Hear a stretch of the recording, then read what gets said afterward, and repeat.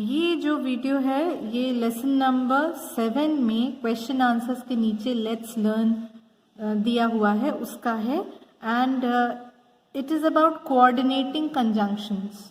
Okay, junction मतलब दो चीज़ों को मिलाना और ऐसे वर्ड्स जो समन्वय स्थापित करते हैं, संयोजन स्थापित करते हैं दो विचारों के बारे में, दो अलग अलग विचारों के बारे में, उन वर्ड्स को हम क्या कहते हैं? Coordinating conjunctions. थोड़ा सा और हम इसके बारे में पढ़ लेते हैं। We can say that when two sentences of equal importance, दो वाक्य हैं और दोनों ही इक्वल इम्पोर्टेंस मतलब बराबर महत्व के हैं, आर जॉइंट, आपस में जोड़ दिए जाते हैं। सो हम कौन कौन से शब्द यूज कर सकते हैं? एंड, बट या और। ओके, इस वाले और से ज्यादातर बच्चे कंफ्यूज होते हैं, तो वो नहीं होना है। एंड का तो आप जानते ही हैं, और हिंदी में एवं भी कहते हैं इसको, ये वो वाला और है। बट, लेकिन, किंतु, परंतु, इस तरीके से, और ये या फिर, ओके, इसके लिए और। तो ये उन्होंने आगे बताया है कि ये तीन शब्द कब कब इस्तेमाल किए जाएंगे। एंड कब इस्तेमाल होगा? It joins two similar ideas, एक जैसे या समान विचारों वाले दो वाक्य यदि मिलाने हो तो हम एंड शब्द का इस्तेमाल करते हैं। ठीक है। But joins two opposite ideas, जहां दो वाक्यों में ऑपोजिट आइडिया आ रहा है, विपरीत आ रहा है, तो फिर हम बट का इस्तेमाल करते हैं, BUT, बट। ओके, और अगर join two alternative ideas, alternative मतलब विकल्प, मतलब हमारे पास दो वाक्य हैं और दोनों वाक्यों में एक एक अलग अलग विकल्प दिया जा रहा है, ठीक, तो उसमें हम और का इस्तेमाल करते हैं। एक एक उदाहरण मैं आपको दे देती हूँ अपनी तरफ से और फिर हम ये जो बुक में दिया है वो करेंगे। तो जैसे हमने कहा I like T, I like coffee. Okay, तो हमारा दो वाक्य मिल गए हमको। पहला क्या है? मुझे चाय पसंद है, मुझे कॉफी पसंद है। तो अब आई लाइक दो बार लिखने का कोई अर्थ नहीं है, तो हम कैसे लिख देंगे? I like T and coffee. Okay, तो वाक्य क्या बन जाएगा? मुझे चाय और कॉफी पसंद है। तो ये दोनों ही जो विचार थे ना, ये एक ही दिशा में जा रहे थे, ये दोनों समान विचार थे, इसलिए हमने इसमें क्या लगाया? एंड। ओके, अब मैं एक और वाक्य लिखती हूं, जैसे आई लाइक आइसक्रीम। चलिए कुछ खाने पीने की बात करते हैं। आई लाइक आइसक्रीम, आई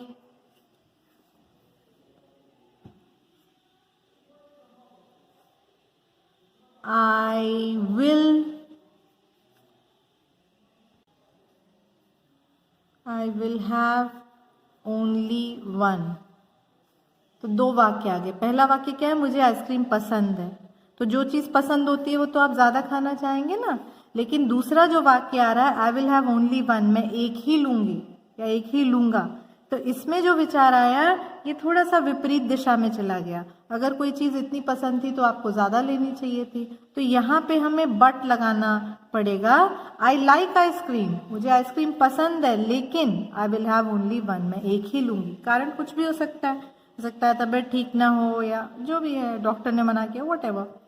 अच्छा, एक लास्ट और देखते हैं। इसमें जैसे हमने एक वाक्य बनाया, don't drink cold water. Okay, you will fall sick. Okay, दो वाक्य आ रहे हैं कि ठंडा पानी मत पियो, don't drink cold water, you will fall sick, तुम बीमार पड़ जाओगे। तो अगर ये दोनों एक ही दिशा वाले होते तो हम एंड लगाते, वो तो है नहीं। इसका अर्थ क्या है कि भाई तुम ठंडा पानी मत पियो, नहीं तो तुम बीमार पड़ जाओगे। तो नहीं तो वाला जो सेंस है या फिर वाला जो सेंस है उसके लिए और लगाया जाता है। अब देखिए मैं आपको एक दो करके बता दे रही हूँ। इसमें कुल 10 सेंटेंसेस दिए गए हैं। तो give me a pen, give me a pencil, दो वाक्य दिए अलग अलग, there are 2 different sentences and you have to join them. So when you join these 2 sentences you can use either and, but, और, इन तीनों में से कोई एक कोऑर्डिनेटिंग कंजंक्शन आपको इस्तेमाल करना है। तो आप भाई उस व्यक्ति से दोनों चीजें मांग ही तो रहे हैं, एक पेन मांग रहे हैं और एक पेंसिल मांग रहे हैं। तो इसमें जब ज्वाइन किया जाएगा तो कैसे, कौन सा शब्द इस्तेमाल होगा, एंड, ठीक है। और फिर इसके उत्तर में आप एक ही वाक्य लिखोगे। जो वाक्य लिखोगे वो मैं आपको इमेज में साथ में अटैच कर दूंगी। आप उसका लॉजिक समझ जाइए कि क्यों हम एंड लगा रहे हैं, कब बट लगा रहे हैं और कब और लगा रहे हैं। अब जैसे दूसरा देखिए, ही वर्क्स वेरी हार्ड, वह बहुत मेहनत से काम करता है। He gets a low salary, उसे कम आमदनी मिलती है। तो ये तो अजीब सी बात हो गई ना, अगर कोई बहुत मेहनत से काम कर रहा है तो कायदे से उसको ज्यादा पैसा मिलना चाहिए, है ना। तो ये जो दो विचार हैं ये कैसे हो गए, ऑपोजिट हो गए, विपरीत हो गए कि ही वर्क्स वेरी हार्ड, वो काम तो बहुत मेहनत से करता है, बट, लेकिन he gets a low salary, ठीक है। तो यहाँ पे बट का इस्तेमाल होगा। अब देखो नेक्स्ट है, hurry up you will be late, जल्दी करो, hurry up you will be late, तुम्हें देर हो जाएगी, तुम लेट हो जाओगे। तो इसमें क्या आना चाहिए, और लगेगा, हरी अप जल्दी करो, नहीं तो तुम्हें देर हो जाएगी, है ना। इसमें अगर आप एंड लगा दोगे तो बड़ा अजीब लगेगा, जल्दी करो और तुम्हें देर हो जाएगी, जल्दी करो, या फिर आपने बट लगा दिया तो ये भी गलत हो जाएगा, जल्दी करो लेकिन तुम्हें देर हो जाएगी, तो बहुत ही अजीब सी बात है। तो वाक्य क्या बनेगा, हरी अप और यू विल बी लेट। और एक लास्ट चीज जो आप ध्यान रखेंगे इसको करने से पहले, कि जब सेकंड सेंटेंस पहले सेंटेंस में जुड़ेगा तो एक तो ये फुल स्टॉप हट जाएगा क्योंकि आपने आगे कोऑर्डिनेटिंग कंजंक्शन लगाया है, और जो दूसरा सेंटेंस था उसका बिगिनिंग अल्फाबेट भी स्मॉल हो जाएगा। तो अब जैसे आप इसी को लिख रहे हैं, so you will write hurry up और यू विल बी लेट। तो सेंटेंस एक ही है इसलिए फुल स्टॉप एक ही बार आएगा, ठीक है, बार बार नहीं आएगा। और लग गया कोऑर्डिनेटिंग कंजंक्शन, जो दूसरा सेंटेंस था उसका पहला अक्षर स्मॉल हो गया। तो I think it is pretty easy. आप इसको अच्छे से दोबारा से सुन लीजिएगा अगर नहीं समझ आया हो। और यहाँ पे जो 10 के 10 पेयर ऑफ सेंटेंसेस दिए हैं उनके सही जो आंसर्स हैं वो मैं इस वीडियो के साथ अटैच कर दूंगी। नेक्स्ट करते हैं, बी है प्रीफिक्सेस। ओके, प्रीफिक्स क्या होता है, शब्द के पहले लगने वाला, प्री फिक्स करना, जोड़ देना। A prefix is a letter और a group of letters place before a root word. इसको आपको समझना चाहिए, मूल शब्द जिसे कहते हैं, है ना, मूल शब्द या root word, so as to change its meaning. तो जैसे हम किसी रूट वर्ड में, किसी शब्द में प्रीफिक्स लगाते हैं, आप हिंदी में ये सब पढ़ चुके होंगे, आई एम श्योर, उपसर्ग प्रत्यय आपने पढ़ा होगा। तो जैसे ही हम उसमें एक प्रीफिक्स लगाते हैं क्या होता है, उस शब्द का पूरा मीनिंग बदल जाता है, अर्थ ही बदल जाता है। तो look at what these prefixes do. तो इस टेबल में उन्होंने क्या किया है, सीरियल नंबर क्रम दिए हैं, फिर प्रीफिक्सेस दिए हैं, और बहुत सारे प्रीफिक्सेस होते हैं। उन्होंने तो बहुत कॉमन वाले लिए हैं इंग्लिश के, जैसे इन, अन, डिस, ओवर, री, नॉन, ठीक है। और इसका फिर अर्थ दिया है कि इस प्रीफिक्स का क्या अर्थ होता है। जैसे किसी शब्द के आगे हमने इन लगाया तो इसका अर्थ उस शब्द का ऑपोजिट हो गया, ऑपोजिट ऑफ। ओके, आगे उदाहरण भी दे दिए हैं, जैसे ये वाला पहले देखो आप, इनकरेक्ट, इसमें जो रूट वर्ड है ना वो तो करेक्ट है, इस रूट वर्ड के पहले एक प्रीफिक्स लगाया गया है इन, इससे उस शब्द का अर्थ बदल गया। करेक्ट का अर्थ था सही और इनकरेक्ट का अर्थ हो गया गलत। अब ऐसे एक और था केपेबल, इसका अपना अर्थ क्या होता है, सक्षम। अब आपने इन लगा दिया तो इसका अर्थ हो गया असक्षम। ओके, तो इस तरीके से काम होता है। फिर अन जो है ये भी ऑपोजिट के लिए यूज होता है, अनहैप्पी, अनटाई।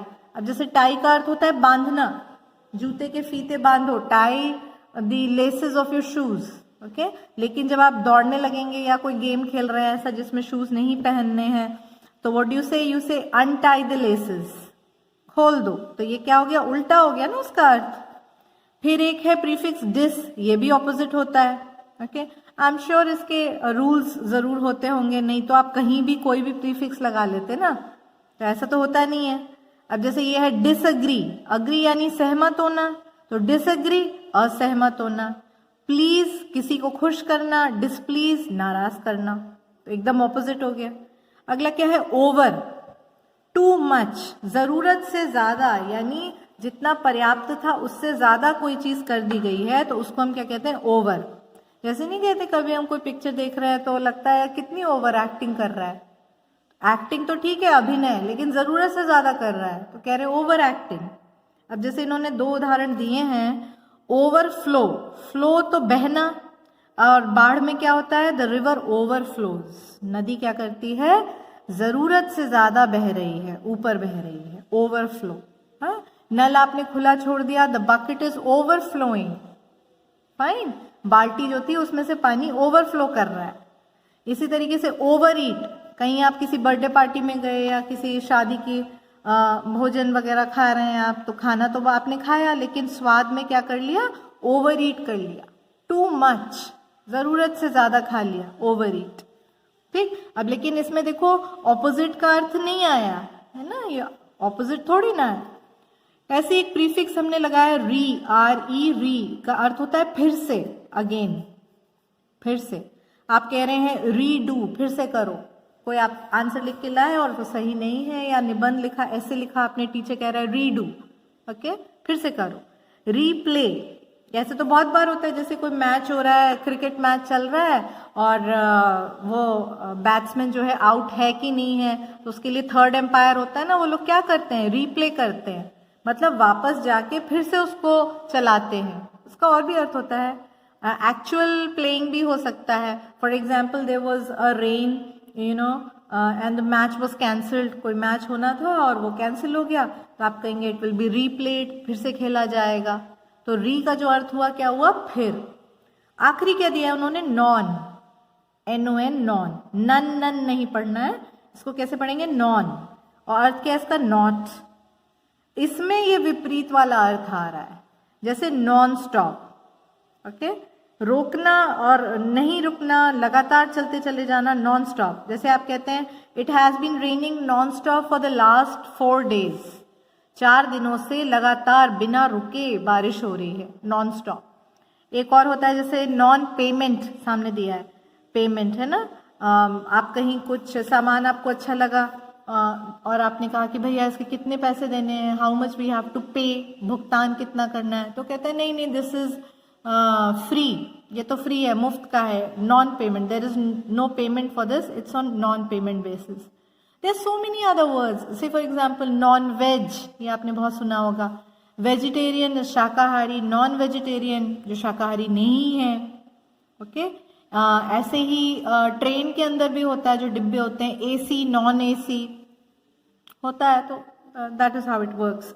तो अब हमको करना क्या है, now you have to rewrite the sentences. ये देखो इसमें ही अपने आप ही प्रीफिक्स जुड़ा हुआ है, री राइट, राइट यानी लिखना, तो री राइट फिर से लिखो। अब फिर से लिखो वाक्यों को यूजिंग द करेक्ट प्रीफिक्स, सही प्रीफिक्स आपको लेना है, with the word in the bracket, और कौन से शब्द में लगाना है, वो रूट वर्ड इन्होंने यहाँ पे दिया हुआ है। अब जैसे हम पहला कर रहे हैं, many drivers dash the speed restriction on roads, road के ऊपर स्पीड यानी गति पे कुछ रिस्ट्रिक्शंस होते हैं, प्रतिबंध होते हैं। आपने देखा होगा ऐसे मार्क्स लगे रहते हैं कि गति सीमा ऐसे लिखा रहता है ना, स्पीड लिमिट, कि इस रोड पे आप 60 किलोमीटर से ज्यादा नहीं जा सकते, 60 किलोमीटर पर आवर, या whatever, it depends on where you are, anyhow. तो वाक्य क्या है, कई चालक, ओके, ड्राइवर्स जो हैं, व्हीकल्स को जो ड्राइव कर रहे हैं, वो सड़क पे लगे हुए गति के इनको रिस्ट्रिक्शंस को जो है ओबे करना यानी आज्ञा मानना। अब आपको सेंस क्या आ रहा है कि वो ओबे नहीं करते हैं, तभी तो आपको प्रीफिक्स लगाना है। अब आपको थोड़ा दिमाग लगाना पड़ेगा कि इनमें से कौन सा प्रीफिक्स मैं लगाऊं, तो यहां पे आएगा डिसओबे, ओके। कई चालक रोड पे गति के, सड़क पे गति के प्रतिबंधों का पालन नहीं करते या उसको डिसओबे करते हैं। हिंदी में अच्छा शब्द होता है इसका अवज्ञा, आज्ञा न मानना। I hope you understand. Next is I had to dash the directions, मुझे जो डायरेक्शंस थे, संकेत थे, उन्हें फिर से पढ़ना पड़ा, यही सेंस आ रहा है। Because I couldn't understand them in my first reading, पहली रीडिंग में मैं उन्हें समझ ही नहीं सका। तो भाई कोई काम अगर तुम पहली बार में नहीं कर पाए हो तो फिर से कोशिश करोगे ना। और फिर के लिए कौन सा शब्द था भाई? री। ओके, तो यहाँ पे क्या आ जाएगा? I had to reread, reread. तीसरा देखो, द गार्डन हैजंट बीन मोन, मोन का अर्थ होता है घास का काटना, तो जो बगीचा है उसमें घास को काटा नहीं गया है। सो वीड्स यानी खरपतवार हैव डैश। ओके भाई, जहां आप सफाई नहीं करेंगे तो वहां पे खरपतवार तो उगी जाएगी और पहले भी हुई होगी, तभी तो उसको आपने काटा होगा। तो यहां भी री आएगा। ओके, री ग्रोन, फिर से पैदा हो गई है। I dash the ball she had lost, कोई लड़की से कोई बॉल जो है खो गई थी, तो मैंने क्या किया है? I have dash. हाँ, इनमें से चुनना है आपको कोई। आई हैव रिप्लेस्ड, डिस्प्लेस्ड नहीं, I think it will be replaced only, replaced है ना, रिप्लेस करना, उसकी जगह ले आना, लाइक दैट। लास्ट क्या है? These slippers are made of dash cycle, सब में री आ रहा है। पैर में चप्पल जो पहनी जाती है, फ्लिप फ्लॉप होता है बेसिकली, जो घरों में लोग पहनते हैं, वो बेसिकली उनको फ्लिप फ्लॉप बोलते हैं। Anyway, slippers are made of dash plastic, ऐसी प्लास्टिक से बना है जिसको हमने क्या किया है? रिसाइकिल। हिंदी में आप इसको क्या कहते हैं? पुनर्चक्रण, मेड ऑफ रिसाइकिल्ड प्लास्टिक। ठीक है, चलिए अब लास्ट वाला करते हैं आज का। फिर इन्होंने दो और प्रीफिक्स बता दिए, बल्कि एक ही बताया। द प्रीफिक्स फोर, FORE 4, ये वाला 4 अलग है, इसका अर्थ होता है आगे, मीन्स बिफोर, पहले। ठीक है, और एक और 4 होता है FOUR, जो कि है संख्या 4। तो आपको स्पेलिंग का ध्यान रखना है, आप गलत स्पेलिंग मत लगा दीजिएगा। तो the prefix 4 means before. Add 4 to make new words from the following and use them in the sentences given below. तो क्या करना है? 1 2 3 4 5 जो शब्द दिए हैं, सबसे पहले तो आप इन सब के पहले FORE लिख दो, FORE सबके में लिख दो, 4 4 और ये 4। अब इसका मैं आपको अर्थ बता दूं। फोर फ्रंट यानी आगे की पंक्ति।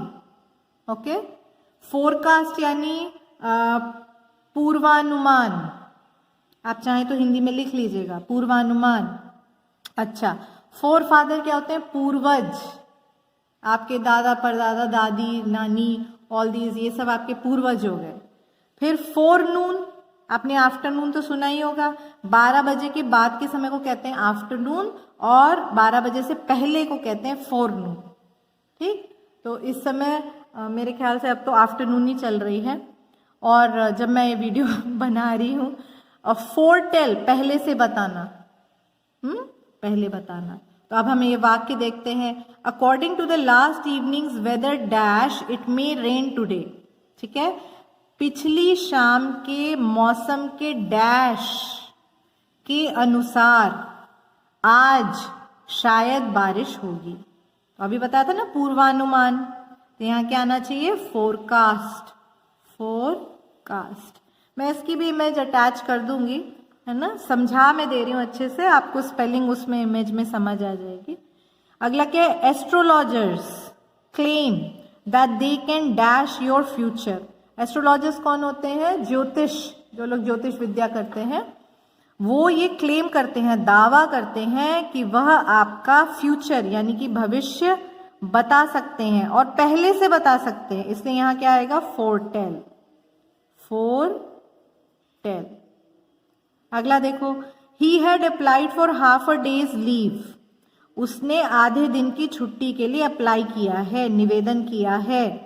इन द डैश टुडे, और किस समय चाहिए उसको आधे दिन की छुट्टी?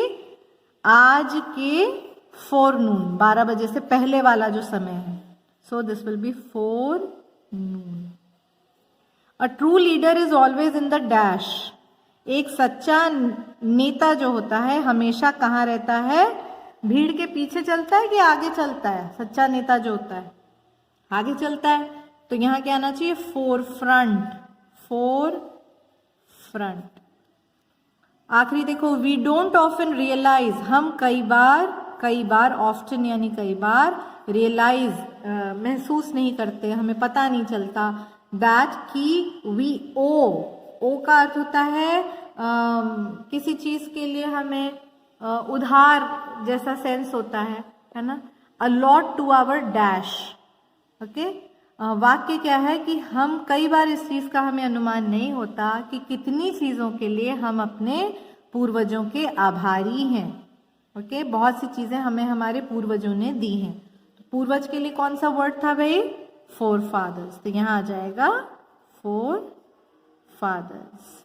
ये मेरी राइटिंग बहुत अच्छी नहीं आई है, तो आप समझ गए हो तो ठीक है, नहीं तो जो इमेज साथ में मैं अटैच करूंगी उससे क्रॉस चेक कर लीजिएगा।